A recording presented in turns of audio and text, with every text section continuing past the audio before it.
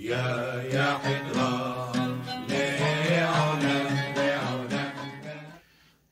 Minhag of the Week, Life Cycles, Swanee, Part 2.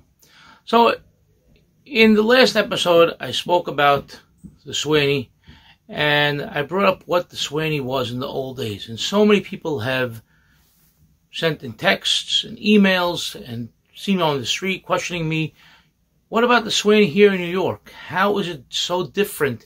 What vestiges are the same? Why has it changed? How does it compare? How did this happen?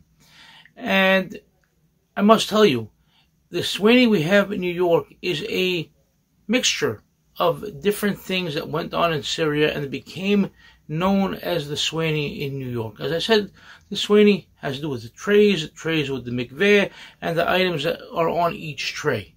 But now we go to a Swanee today, and you see a grand display of women's furnishings, things that are all given by the groom and his family.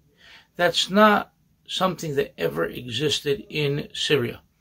In Syria, as I spoke about in episode 217, there was the trousseau. The trousseau, or in Arabic, jehaz. Jehaz was what the bride brought into her marriage. Now, people ask me about that as well. What do you mean the bride brought into her marriage? If she brought something, it was private, it was just for her. But it wasn't just for her, because we said that when the hacham would sit with the two fathers, the father of the bride and the father of the groom, they had to detail what's coming into the marriage, who's bringing what. And these items had to, of course, be assessed. So they had, the only way to be assessed is by being seen. And the bride would take pride in these things. These are things that she's been preparing from adolescence. She learned how to sew, she learned how to embroider, she learned how to stitch, she learned how to put, different types of decor on the endings of certain things. And these are things that she was proud of. She was bringing in, she would show her mother-in-law to be, here I am, I'm Shatra, okay? I'm very sharp, I'm very wise, I'm with it, and I'm a great bride for your son. I'm going to be a great mother to your grandchildren. And this is why these things were shown. I'm going to show you an example of some of these things. Look at this. You have gorgeous silk brocade, and you have hand-embroidered dresses. You have these special fabrics and the trimmings on the bottom.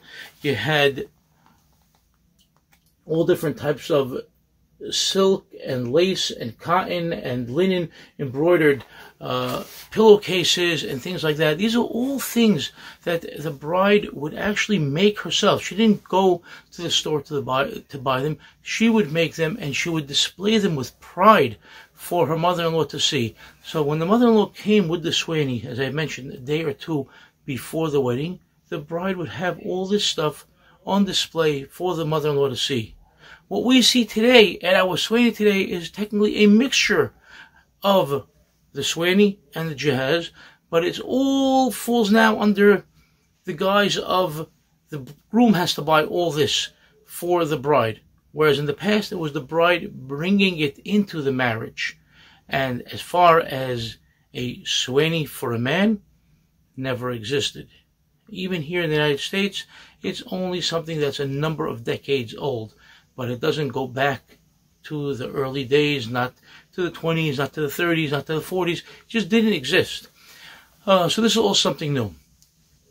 People have asked, well, what about jewelry? Yes, of course, jewelry was always given by the groom to the bride throughout the engagement period. And, at the time of the engagement party as well, the shower, the marriage, all these times were opportunities for the groom to shower his bride with gifts of jewelry and other things as well. But then they tell me, well, what about the watch? There was no watch. There was no specific concept of giving the bride a watch or the bride giving the groom a watch. Again, a new concept, only exists for a number of decades. All these things are new. If you think I'm making it up and we have nothing new, look, nowadays we have the quote-unquote Swanee dinner. That's also something new. It's not something that always existed. It's one of these new fads, and some of the fads stay, some of the fads go, but I'm sure in 10 to 20 years, we're still going to have vestiges of what the original Swanee was, but we're going to have changes depending on place and time. Nowadays, we see furs being given at the Swanee. Furs weren't given in the past. We're seeing not just slippers, but you're seeing slippers, and you're seeing expensive sneakers, and you're seeing dress shoes, and you're seeing, all types of things. You're seeing clothing being given, clothing for winter, clothing for summer, leather jackets, vacation wear, swimwear. Again, it all has to do with different fads and each person trying to one-up the next person, show more off. But the way of our people has always been with modesty. Things were done in a very modest fashion, in a tasteful fashion, in a classic fashion. And these are things that we need to look up to, and we need to return to these beautiful traditions of ours without going overboard. The traditions were beautiful, what they displayed was beautiful, and it was done in a very tasteful manner, and this is who we are. I wish all the brides and grooms out there a heartfelt mabruk, and have a wonderful marriage and a wonderful life together.